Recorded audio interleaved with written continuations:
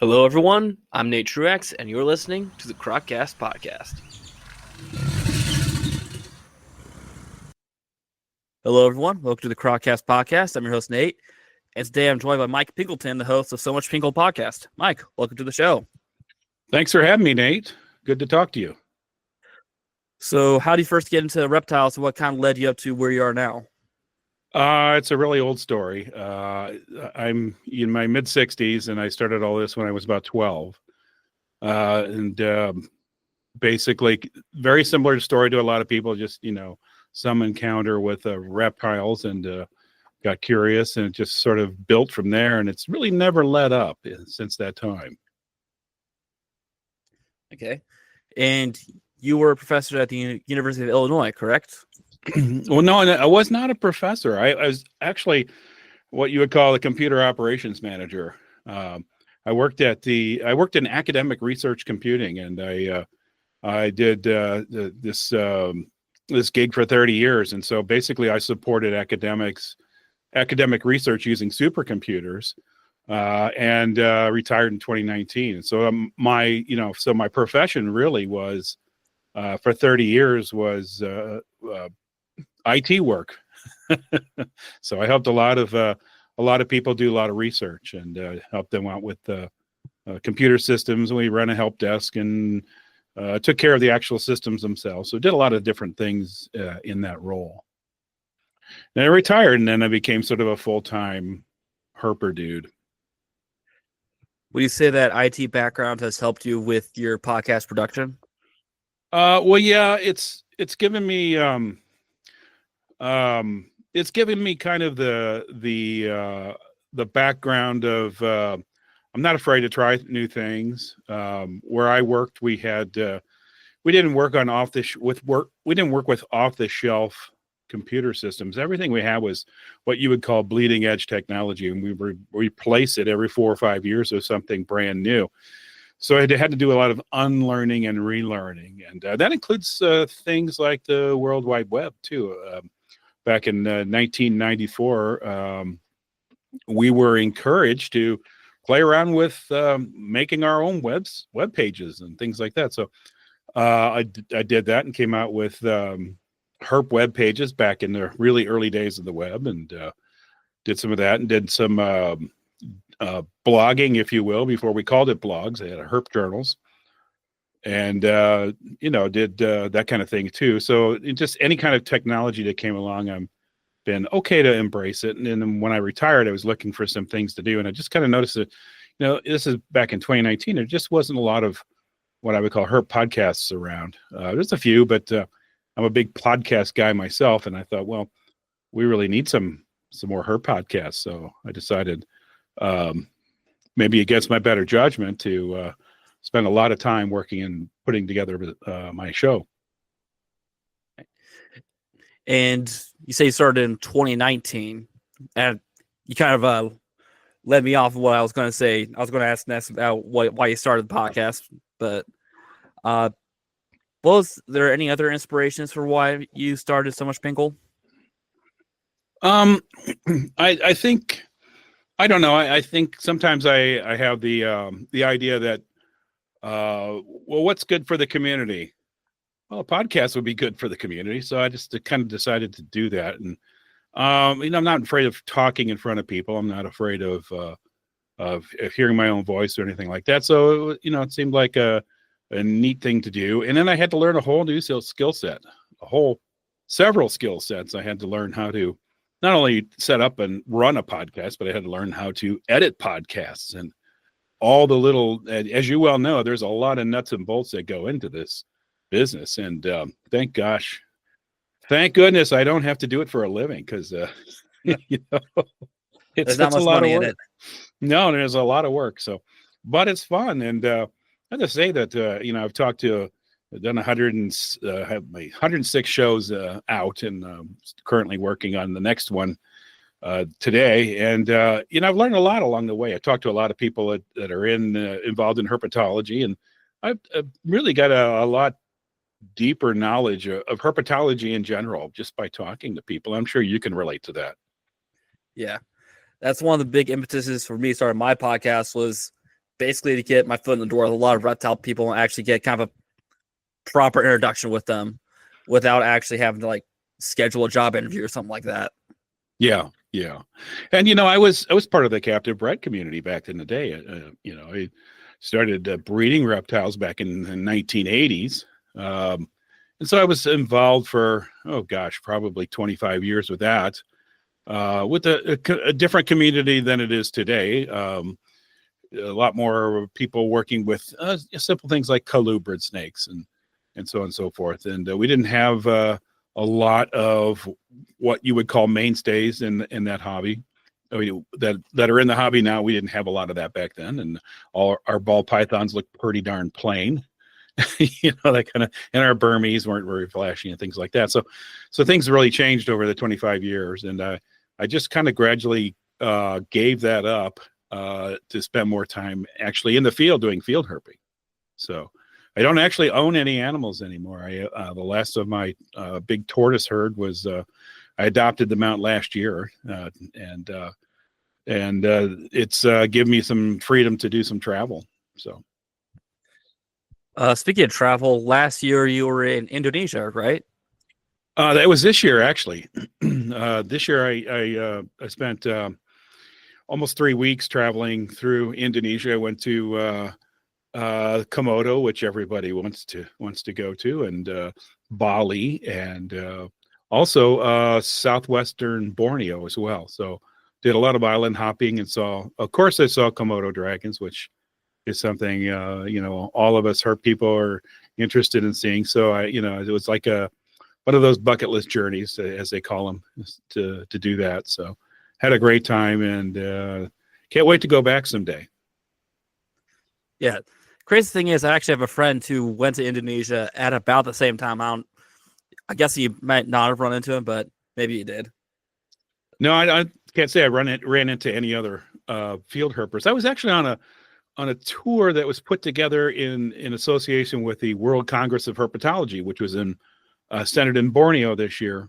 And I didn't go to the conference because it was in 2 more weeks that I didn't have time for, and some extra money I didn't have. And so I just went on this tour. And so I went mostly with people that are involved in the sciences. So it was kind of fun to hang out with some herpetologists in the field. Yeah. So outside of Komodo, what would you say was your favorite part of Indonesia? Well, I have to tell you, Borneo was spectacular. We were in southwestern Borneo, and we were up a small river. There was not a lot of people around. We saw the very rare Sunda Island gharial, which is pretty big trouble. It's kind of a rare animal now. We saw some of those, and saw orangutans and a number of other herp species along the way. And that was an interesting experience. Makes me want to go back and see other parts of Borneo. We were down in the southern part. I'd like to go up north and see some of that on my next trip. Okay. So outside of Indonesia, what are some other places you've been to in the past few years?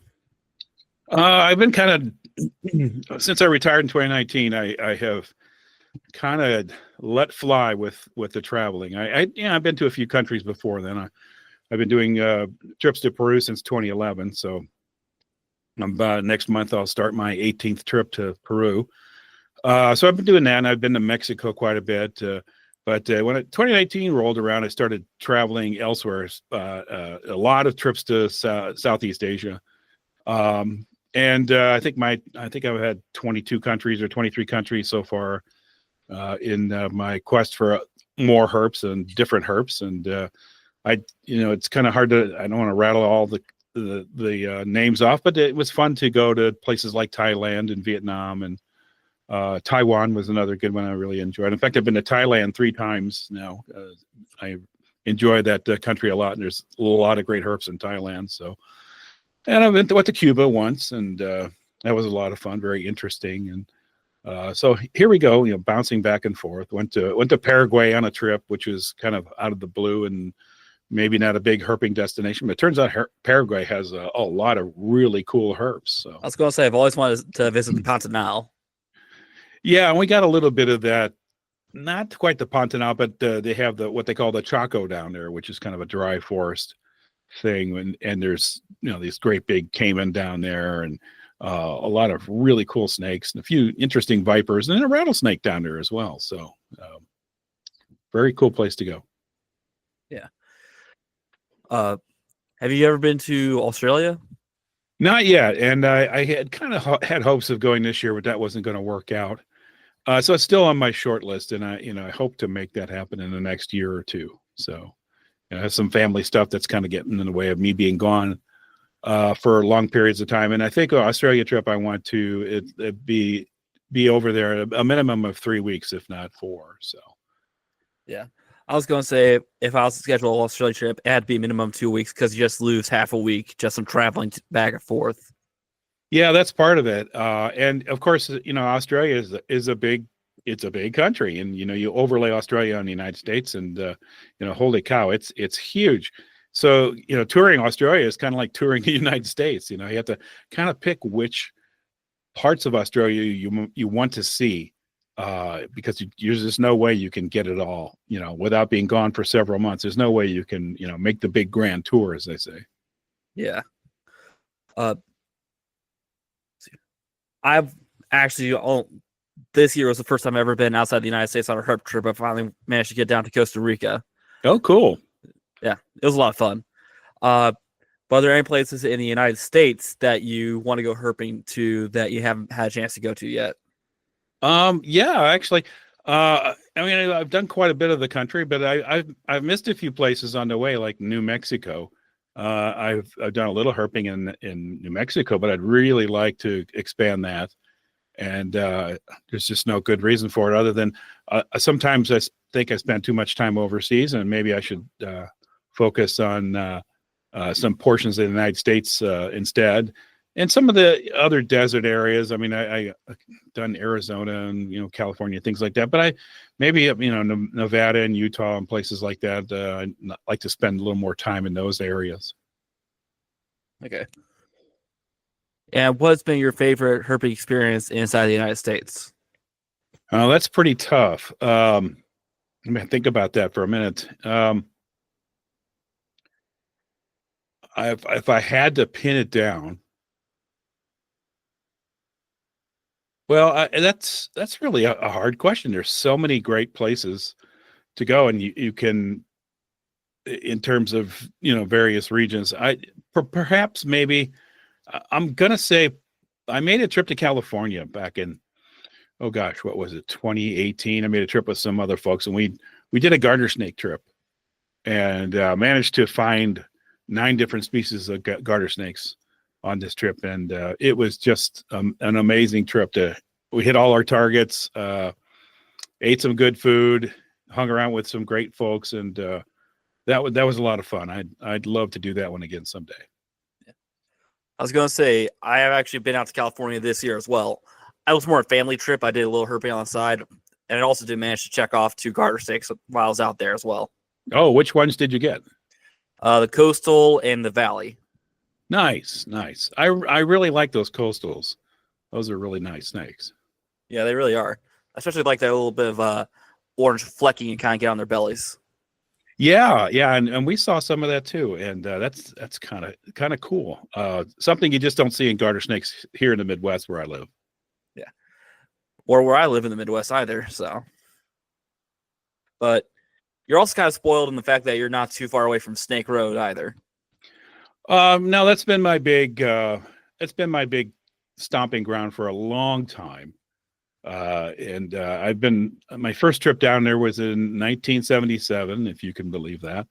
I went down there for a college class. I was taking a class called Swamp Ecology, and we went to Snake Road, and it was overcast in the upper 40s, and I got a coat on and a hat on, and kind of cold, and there are snakes moving. There are snakes crawling.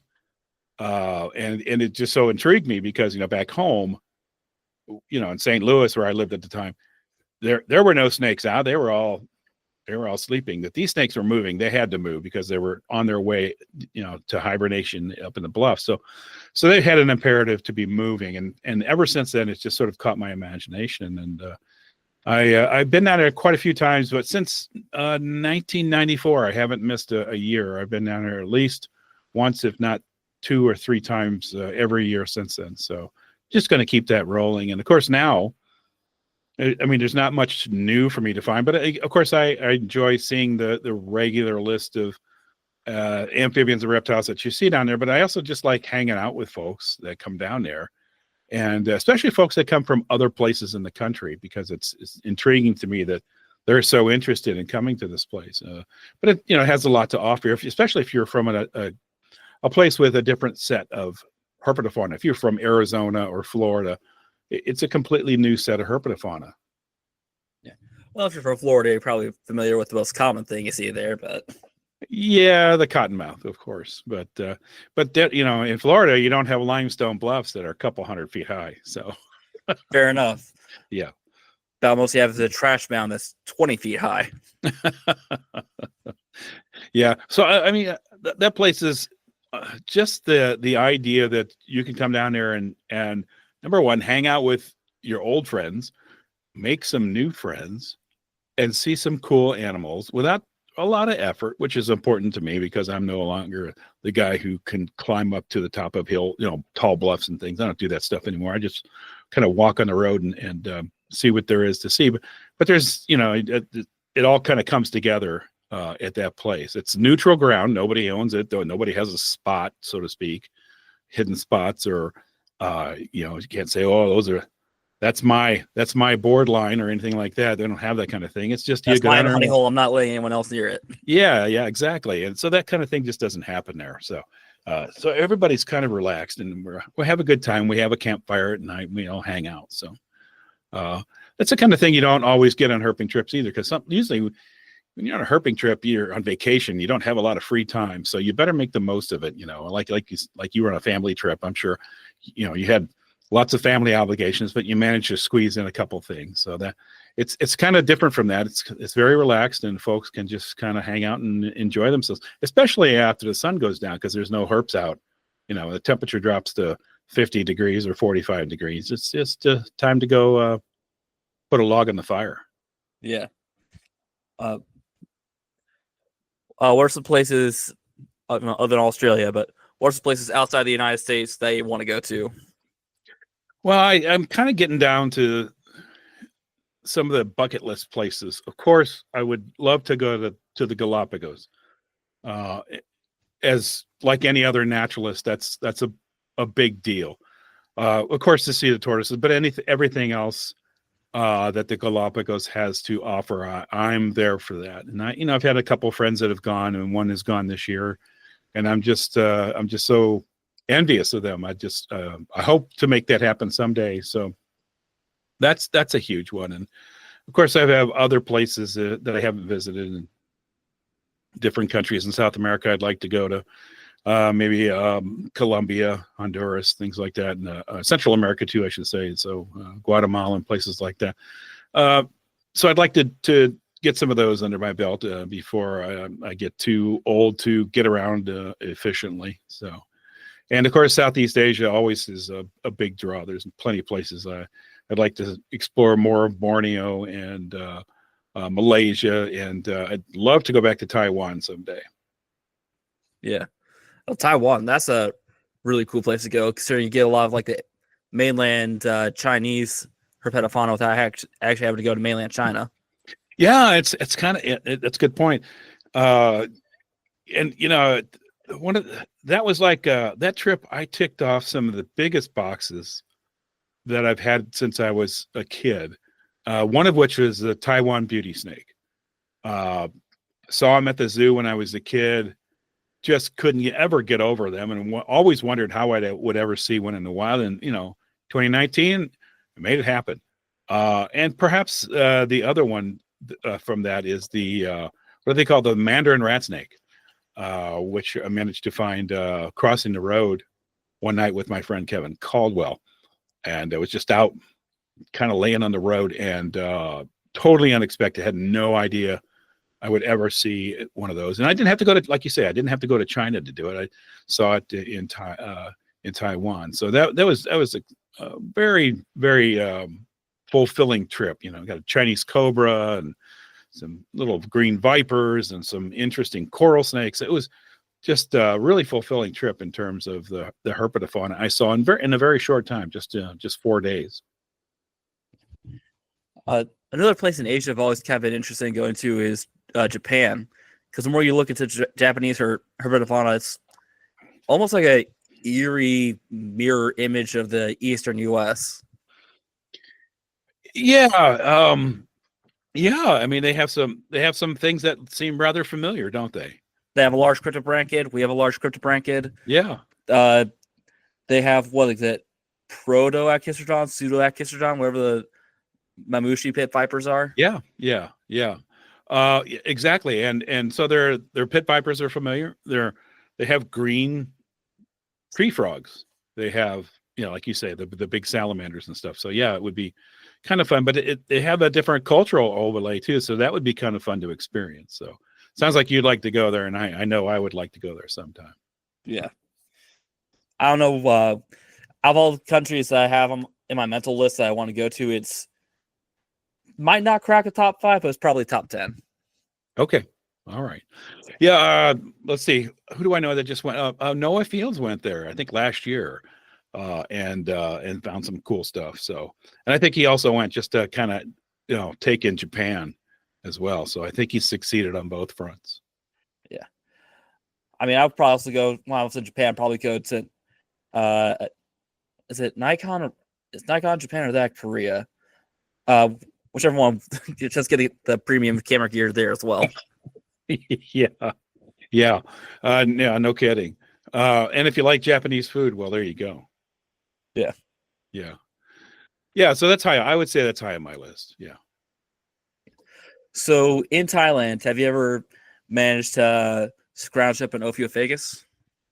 No. I'm like 0 for 6 on these, and my friends have been knocking them off. If it makes feeling better, I'm like 0 for 6 on timber rattlesnakes here in the States. So okay, all right, yeah.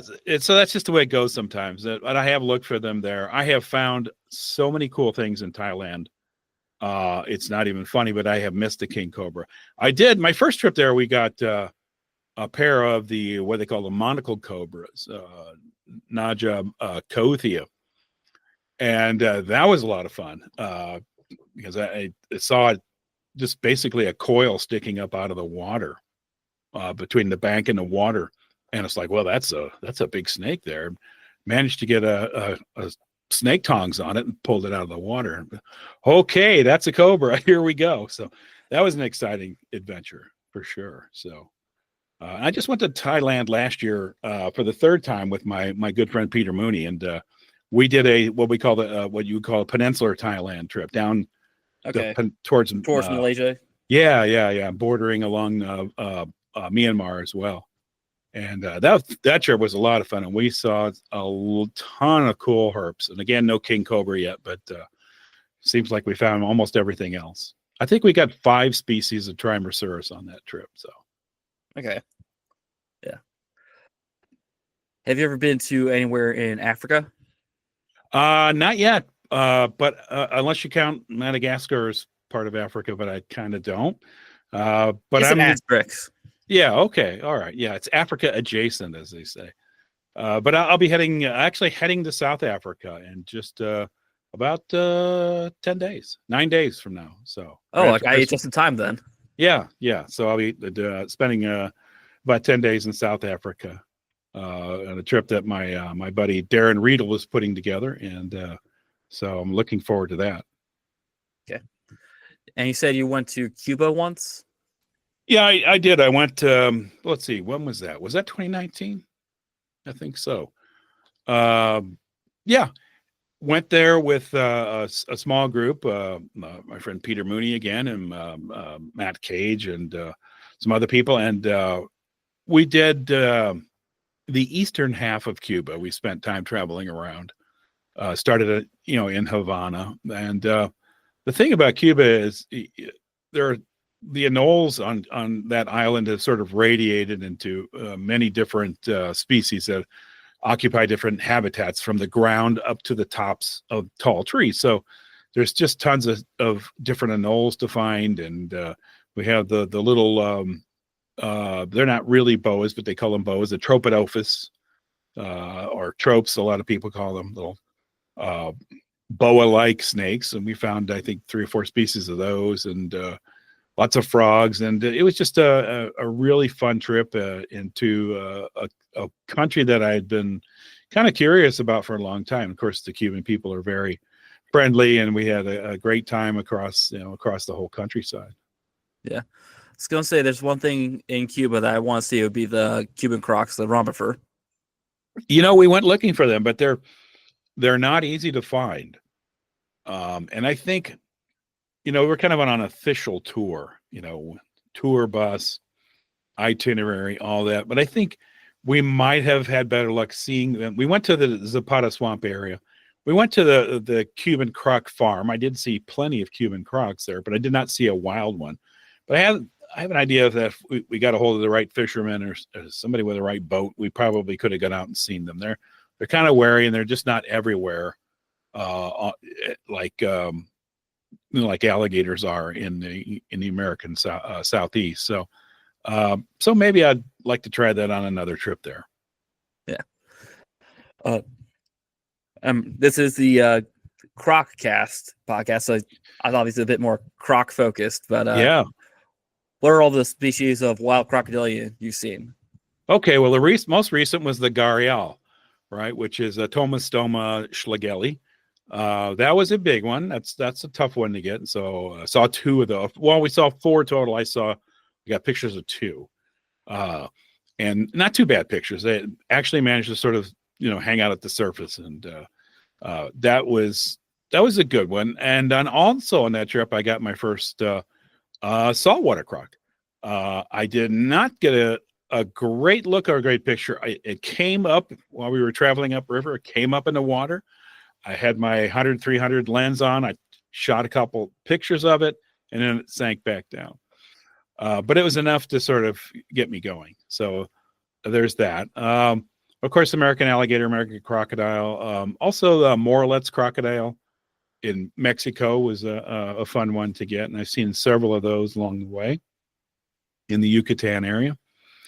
Of course, in South America, we have a number of species of crocodilians. We have the most common, of course, is the caiman, the spectacled caiman crocodilus, and we see, we see those fairly regular. And then the next, the most common thing I see are the smooth-fronted caimans, which can't think of the Paleosuchus Trigonatus. Trigonatus, yeah. Yeah. Paleosuchus trigonatus. We see those on nearly every trip to Peru, around our field stations. They like those shallow creeks. They're not in the big rivers, not even in the medium-sized rivers. They like those small, shallow creeks with a little bit of water. It's a little puddle in the middle of the forest. Yeah, and they're kind of they will leave the water, and they will hunt away from water too. So those are fun, and we see them just about every trip, and they're small enough usually that we can get a hold of them, and people can take pictures of them. Of course, we put them right back where we found them and everything, but they're small enough that it's not like trying to grab an American crocodile. Not going to happen. Oh, that's an adventure. Yeah. And then the other one we get down to is the black caiman, which are kind of rare. They're really large, kind of I don't want to say aggressive, but they're a very unpredictable defensive crocodilian. Black caiman are in the bigger rivers and the backwater swamps and things like that, but they don't do well around people because the people hunt them and for the skin and for the meat. So they're kind of still doing okay back far away from where people are. So I have seen them on occasion. I saw a couple of them this past year in a kind of a remote place. So always glad to see that. And I think the only other croc I've got is Caiman yakari from down in Paraguay. Yeah, that's another one high on my list as well. Yeah, and they get pretty big too. They're impressive looking caiman. So. Yeah, those strong black markings on lower jaw. Yeah, exactly. So I saw I saw plenty of them in Paraguay. And that was kind of fun. We didn't see the other one. What is it? Laterostris. Laterostris. That's it. Did not see those, so I'll have to go back and try to find those next time. So yeah, closest thing I have to Laterostris is my wallet. So okay, yeah, unbelievably tough leather. Yeah, got this guy at the Croc Fest charity fundraising auction. So cool. I have one from Thailand, and I think it's probably Siamensis, and probably no, it was actually, I think they're saltwater crocs. Oh, Porosis, okay. That they're using. I thought I heard that Siamensis was pretty widely kept farmed in Southeast Asia. I could be wrong. I think so, but and I could be wrong in it, but I had that wallet for like 6 years now, and it looks like brand new. They're just indestructible. Yeah. Well, that's right. I almost forgot. I did see the Siamese crocodile in Thailand. Wild ones. Yes. Those are rare. Yeah, one. Saw one, and that was it. So my first trip there. Yeah, and they're really interesting because they have those, almost like Cubans, have those really strongly pronounced hornlets on the back of the skull. Yeah, and this is a fairly good size one, and it was kind of funny. And this croc, I hope you don't ask me where it was because I can't remember the place, but it was on a small river, and it was kind of a famous croc. A lot of people have gone there to see this thing, and it kind of knows when people are watching it. And we were photographing it, and it was in the river, but it was in a wide spot. It was across on the other side of the wide spot. Just see its head sticking up. Taking some photos from the bank, and this thing starts swimming towards us, taking pictures. It gets right in front of us on our side of the wide spot, and it just comes right out of the water at us. It's got its mouth open, and it comes right out of the water. And I had a guy in front of me trying to get behind me. It wasn't going to get close enough to do anything, but it was obviously making a display or making a point, if you will. So I think the three of us had a hard time climbing over each other trying to get back from that big croc. So needless to say, we were very surprised. Yeah. Speaking of large reptiles that could chase you down land, Komodo, you mentioned, we only briefly talked about it, but you want to talk more about your time on the Komodo Islands? Sure. So part of my Indonesia trip, we spent in the Sundas, the Lesser Sundas, which is the chain of islands that includes Komodo and Rinca, and then the big island of Flores. And we kind of stayed on Flores, and then we did boat trips out. And we visited Komodo, but our first dragons came on the island of Rinca, which is also, it's within what they call Komodo National Park, and sort of all of the animals are protected, of course, and then the surrounding water is also protected, so which is kind of cool. They protect their coral reefs and things like that too. So, but anyway, we saw a few dragons on Rinca to start, and Rinca does not quite get the tourist traffic that the island of Komodo gets. So it was kind of great just to kind of hang out. And of course, you get a guide, and you have to hire one of the many guides that are waiting to take you around, and you can actually we're walking on trails, and it was kind of funny because there was a big female dragon in the shade under some trees, and at first we didn't see her. She was in the shadows, and it's then that you realize that you look at a Komodo dragon and that grayish, greenish, brownish color. They're shadow colored, and they don't get out in the sun. They spend all their time in the shade, and when they're in ambush, they're in the shade, and they're hard to spot because they just blend right in. It was a sort of a interesting revelation. It's like, oh, okay, now I get it. Now I get how these things operate. And of course, they have hoofed mammals there. They have deer, and the big water buffalo and things like that there. So, those animals are wary, and the Komodo's got to come, the dragon's got to come out of the shadows and ambush those creatures. So it's not like they're going to actively hunt them down in an open area, because they're just going to run away. So it was kind of an interesting, eye-opening experience. And of course, we went to Komodo, and we got there early. They have a big long dock, and our boat docked. I think we were the third boat. Got out and hired it. One of the rangers went around. We saw, Komodos of different sizes, including a smaller one, about 3 foot long one. The small dragons are very wary, and until they get to a certain size, they live in the trees. So otherwise, they're going to get snapped up by the larger dragons. So that was kind of interesting to see smaller ones. And then we saw a large male and female. They weren't mating, but the male was like pressing his suit. He was attempting to mate with her. So he's putting on his moves. He was putting on his moves, and it is not gentle. He's got her by the nape of the neck, and she's trying to get away, and they're just kind of like a veranded.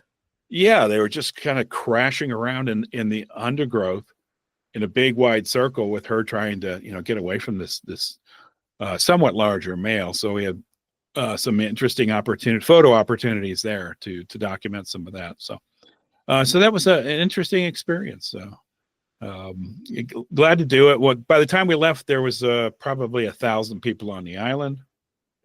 So it did have kind of like a Disneyland vibe to it. I was going to say, hearing that there's so many people that go there, it kind of ruins the mystique of it a little bit to me. But I still want to go there someday. Well, yeah, because when you see documentaries, you don't see any of that. You just see pure wilderness, pretty much. Yeah, but the good part of it is that I think they're doing the right thing. They know there's a big demand to see these things, and that's fine.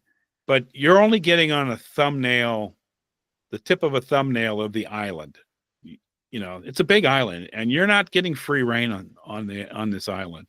You're kind of kept within a small area. And that's where the tourists see the dragons. The dragons on the rest of the island are basically unmolested. They're not being observed by tourists in any capacity. So I think that's a good way to do that, because a lot of people make money off of it, so that it supports people making a living as a guide or selling T-shirts or whatever. Which is fine. It's good for the locals, but it also doesn't. It's just not out of control in terms of people. What I would say, stomping all over the dragon's habitat. Yeah, I was going to say, without people roaming around on an island, no matter how big it is, it's going to degrade the habitat to a certain extent. Exactly. I mean, 1,000 feet a day packing the dirt around trees is bad enough. Sooner or later, you have trees dying from that and that kind of thing. So no matter what, it's going to have some sort of litter starting to pop up here and there. Yeah. If I could say one more thing about that area too, we also did some snorkeling for a couple of days. The reefs in the Komodo National Park, the coral reefs, are spectacular. They're in great shape. There's very little what you would call coral death, heat death there, probably due to a lot of the currents that are happening around there. But I was just amazed. We snorkeled for a couple of days, and it was super cool. It may have been cooler than the dragons. Can't believe I'm saying that out loud, but it was pretty cool. I was going to say, I have heard how great the waters are, because I heard they're actually kind of dangerous, but how great the diving around Komodo is. Yeah, it's pretty special. And I got some lifer sea turtles too. I got my lifer hawksbill and my lifer loggerhead there as well. So yeah, and some greens. I saw some greens too. So on the islands themselves, do you see any other herps other than the Komodos, the dragons? Yeah, we got some. You managed to get your Insularis? I did, but I did not get the blue Insularis. I got green Insularis, which of course is the tree viper of the area, and everybody wants to see the blue ones, but it didn't work out with my tour and where I was at and how much time we have. So I'll have to go back to find those, and that may happen at some point. But we got the greens. We got like 9 in about half an hour, so that was pretty cool. And got a few other snakes. We got one of the big Dendrolaphus, what do you call those? there's kind of a arboreal snake. I can't think of the common name off the top of my head. We got some of those, and a number of frogs and some skinks and things like that. Of course, tokay geckos and stuff like that. And so that was very satisfying as well. Yeah. So rewinding a little bit back, you've done a lot of trips to Peru, apparently. Have you managed to see the Bushmasters? Yeah, let me take a drink here. So I've been going there since 2011, and I made 2 trips there as a paying customer with a group called MT Amazon Expeditions. And then after that, I was asked to come back as a guide because I'm kind of a guy who I put a lot of time into identifying things and helping other people, and I thought I might work out as a guide. So I've been going down there since then, every year, 2 or 3 trips a year. And in 2013, got my first Bushmaster. It was 1:30 in the morning, coiled up on a trail, and I was with my buddy Matt Cage, and I think that story has been told on my podcast several times. But that was sort of it. That was like, oh my gosh, it just could have elevated going to Peru. And the great thing about going down there is it is such a diverse place. We typically get 100+ species of amphibians and reptiles on any given trip. I think the worst we've ever done is somewhere in the 90s on an off trip. So there's an incredibly diverse herpetofauna down there. It just will kind of blow your hair back. So since 2013, we started trying to figure out how to find these Bushmasters on the trails at night. And I think the next year I got one. I did a trip, a small trip with a few people, and got one. And Matt was on another trip and he got one. And then they just started rolling in. And I think we haven't missed in 3 or 4 years now. We've seen. We didn't go down COVID. What was it? 2020, 2021. I forget. One of those years we didn't go down for COVID, but I think we haven't missed in the past, I want to say 12 or 13 trips. So, in fact, last year, our high for the year was, we got 7 on one trip. So we've kind of figured out, number one, we have field stations in places where Bushmasters like to live. Number 2, we figured out how they operate. These guys are ambush predators. They come out and they sit up next to logs. They post up next to trails, which is good for us. And then they wait for a rodent come by. They look. They also key in on scent trails the way rattlesnakes do. So there's that, but they're also kind of driven by environmental conditions. If it's been dry and it hasn't been raining, we don't see them. They just kind of hide out. If there's been a rain, like an afternoon rain, chances are we're going to find one on the trail. But we got to go put in the trail time. You just can't walk for half an hour and find a Bushmaster. We might have to walk for 4 or 5 hours that night to get one. And so it's kind of a luck of a draw, the trip where we got 7 of them. That was I would say an extreme amount, but we normally get 1 or 2 on a trip usually. Yeah. I was going to say, I did a night hike looking for Bushmasters when I was in Costa Rica back in November. Struck out on Bushmasters, unfortunately, but we did see some other cool stuff on that night hike. That's kind of the way it is down there too. You may not get your target, but there's plenty of bycatch, right? That's what we call it. Plenty of bycatch with other cool things, and you can find coral snakes and other vipers, and just all kinds of interesting things. Yeah. On that night hike, like the first thing we saw was false tree coral, so that was pretty cool. Oh, that thing! I can't think of the genus on that, but I know what you're talking about. Yeah. Costa Rica is really cool. I've only been there once. I'd love to go back. Yeah, me too. Did you get the little eyelash vipers? I got like 4 different colored vases of eyelash. Oh, nice. Nice. So that was another thing on that night hike is managed to see the yellow color face of the eyelashes. Nice. Yeah. It's just amazing. Yeah.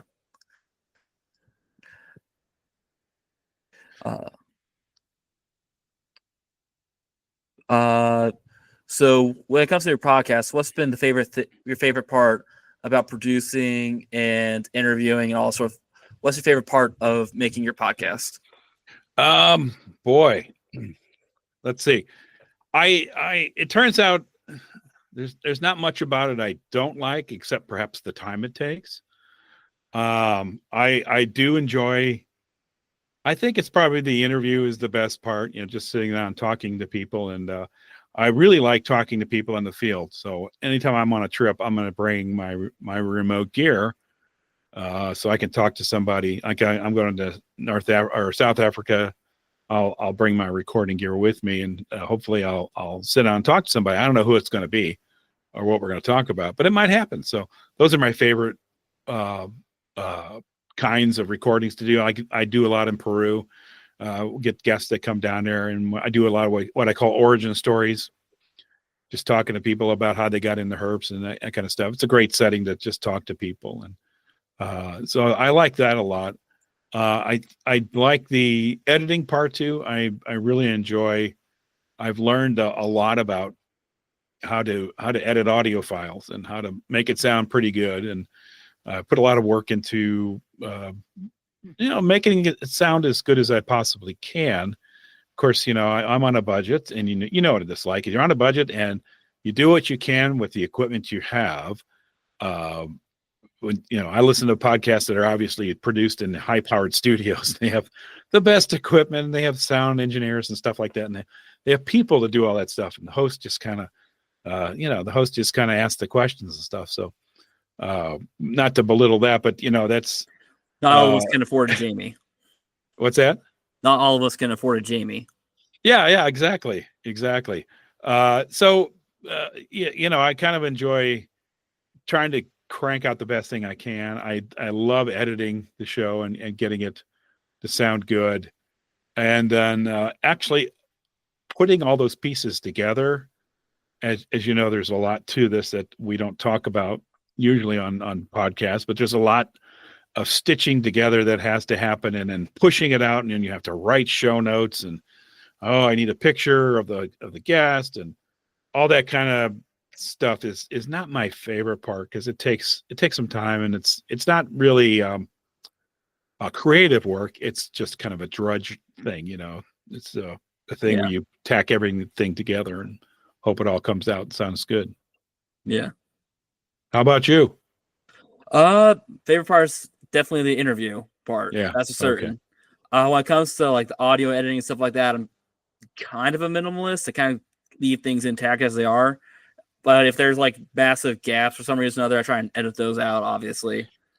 Yeah, and there's a lot of really cool tools out now that that can help, pave the way for that without too much trouble. Which I try to look at those and try to spend some time figuring out if those things will work for me or not. But to be honest, after spending X number of hours interviewing and editing, and it's like, well, how much time do I want to put into this? I am retired, and and I know we're doing this for funsies. We're not doing this as a career or anything. So I don't want to kind of get in over my head, and I think you can probably appreciate that. Yeah, I definitely can. I was gonna say, like, just for my intro, I basically just record a little 5-10 seconds little sound piece, and then I just ripped an audio file of an alligator bellowing off a video I took. I've heard that. Yeah. So yeah, your minimalist approach. Yeah. And it's fine. There's no right way and wrong way. Although I have to say, I listen to some professionally produced shows that are 45 minutes long, and they have 15 minutes worth of commercials. Yes. About things I never want to buy. usually. And, that's, I listen to them because they're interesting, but boy, I find that kind of tedious. I'm glad I don't have to do that. Yeah. But at the same time, if anyone wants to sponsor Crocast, please reach out to me. I will not turn you down out of hand. Yeah, exactly. But unless it's a sponsorship for Manscaped, they'll definitely turn you down. So yeah, I always say that, it's because I do ask people to help out a little bit, voluntary donations, that kind of stuff. And I just kind of throw in there, the implied threat, you really don't want to hear me talking about male enhancement products or, or something like that. Let's not go there. Let's keep it, let's keep the commercials off the show. Yeah.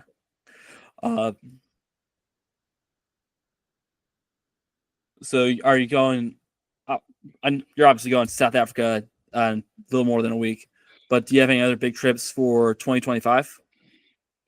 Yeah, South Africa, I get back, and then a week later, I go to Peru for Peru trip number 1, which is 10 days, and then I'm back for, I think, 2 weeks, and then go back for Peru trip number 2. So that's January and February.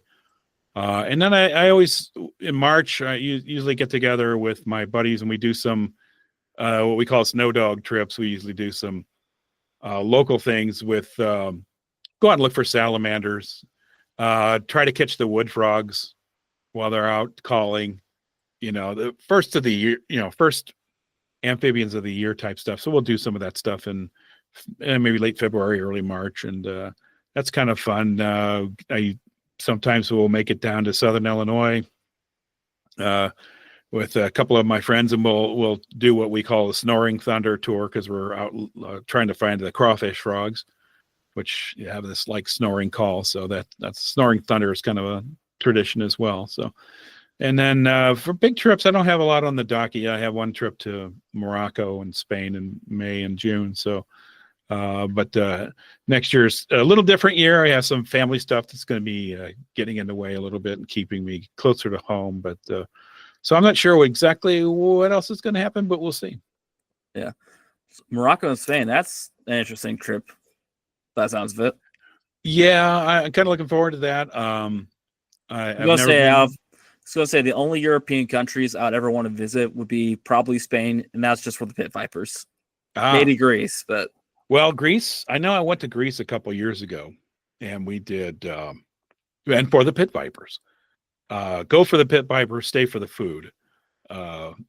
Very easy to do in Greece. I have to say that was probably one of the best herp trips. Now to think about it, I told you California, but I think maybe that Greek trip trip to Greece was pretty awesome. I mean, it's cheap. It's a cheap place to visit.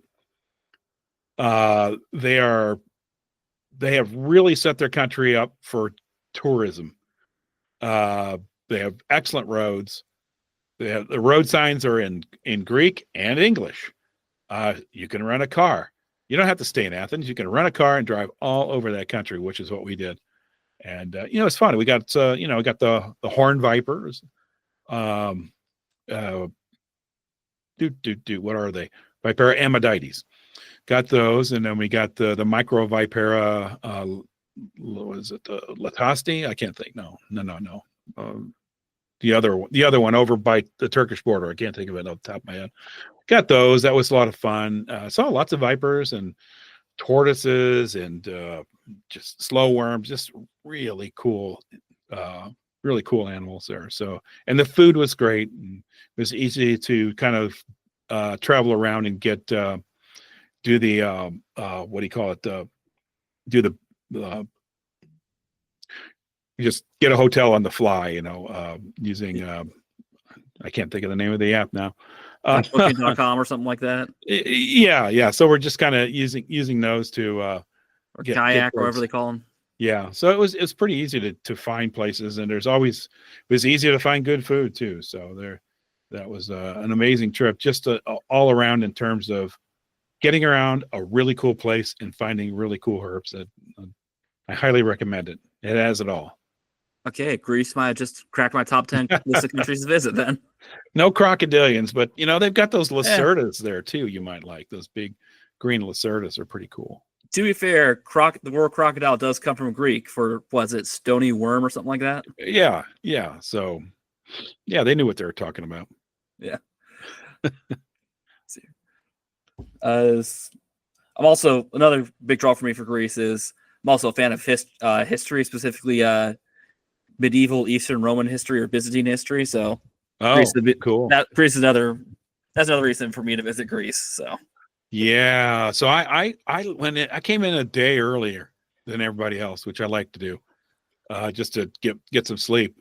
But I went and stayed outside of Athens, but I went to the Acropolis and spent a day on my own walking around the Acropolis and the museum, and just that was amazing. And then at the end of the trip, me and the other fellows went to the Acropolis. So I had 2 trips there, and it was just an amazing experience to kind of go to the birthplace of democracy and get a feeling for. I mean, you can really get a vibe for what it might have been like, yeah, all that time ago. It's just incredible. They've done a really good job of preserving their heritage without turning it into Disneyland. You know what I mean? yeah, I do. Yeah. So hope you get to go someday. I don't know when, but I'll try and schedule it for sometime in the future. Okay. Yeah. Okay. Is there anything else you want to talk about? The other thing is I always want to plug the book that I wrote with Joshua Holbrook, the Field Herping Guide, which is published by the University of Georgia Press, and it was really the first how-to book for people that didn't know how to do field herping or were interested in getting their kid was bugging them about doing it and they don't know anything about it. So we had that book come out in 2019, just in time for COVID. But so I always try to plug that, and hopefully we'll make up for some lost time, because that first year was kind of rough. People weren't buying books or doing much field herping. So, but I try to plug that. I think it's a pretty good book, and it's kind of designed for the novice. It's old hands.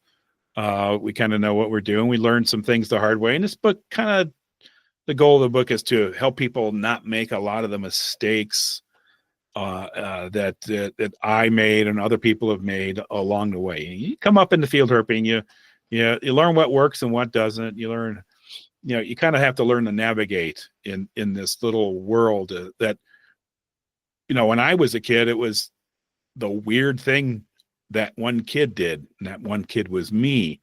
Now there's enough people doing it that it's a recreational activity. It's like bird watching. It's something that people do.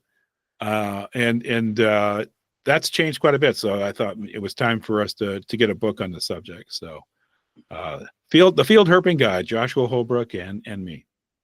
Yeah. I'm going to say, for as much as some people may have disliked the nature TV presenters of the early to mid 2000s, I think they're one of the big reasons that's become a lot bigger of a hobby.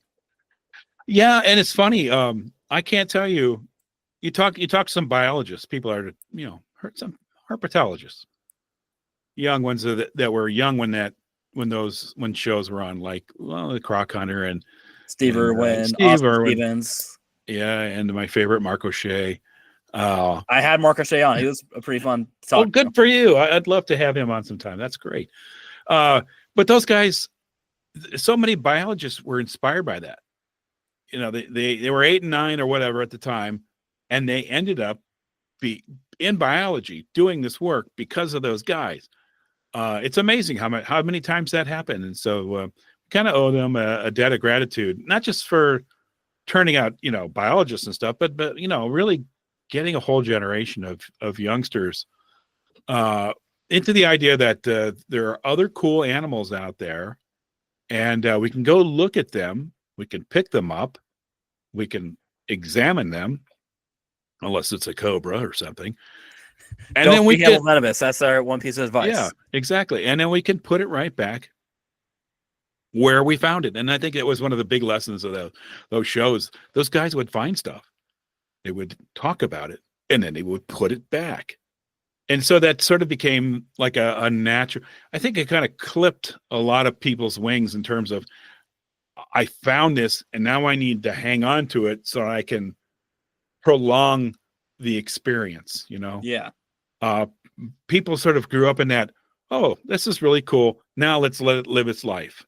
And I think there's a value there. We really can't put we can't put an accurate amount of value on those experiences. They did a lot for kids. Yeah. Kind of changed the culture of field collecting. It's like, Yes. I'm going to have this thing for the rest of its life, to I'm just interacting with it for a brief snapshot of its life. Yeah, it's got its own life. I've got mine. Thanks for letting me, look at you for a little bit. Yeah. Yeah, that's great stuff. So, except for poison dart frogs, those things will never sit still. Dang it! No, and those guys were always switched to they would film it separately and switch over to it. You never really saw them kind of doing anything with that kind of stuff. So yeah.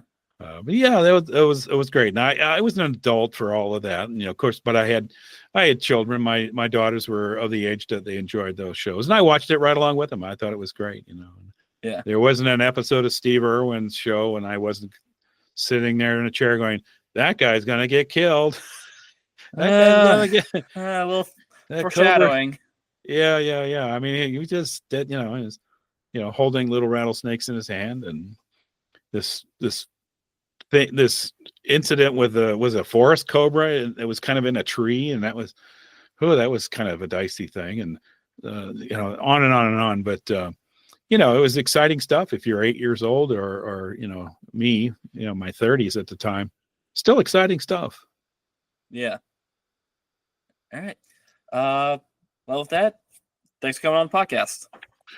Well, thanks for having me. It's great to talk to you and get to know you a little bit.